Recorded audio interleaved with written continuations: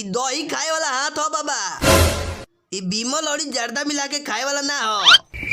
भाई जोन बढ़िया मिलल बा नु ई सब दही खा के मिलल बा। हम दही खाए, हमरा बिमल अच्छा ना लगेला। एकर मतलब रोज दही खाता रे का रे? त सुन यहाँ खाली बिमल मिली बिमल। हम दही के अलावा कुछ ना खानी बाबा। तारा दही खियाए के बता बोलो रे। जितना बियर बात हो रहा लगे सब लिया के दे तो हमरा के, ना तो आज बियर पियला के पैसा ना दे। ए भाई सब बियर वाली लियो ना रे, जल्दी दे ना, प्रियसवा को बर्थडे बा।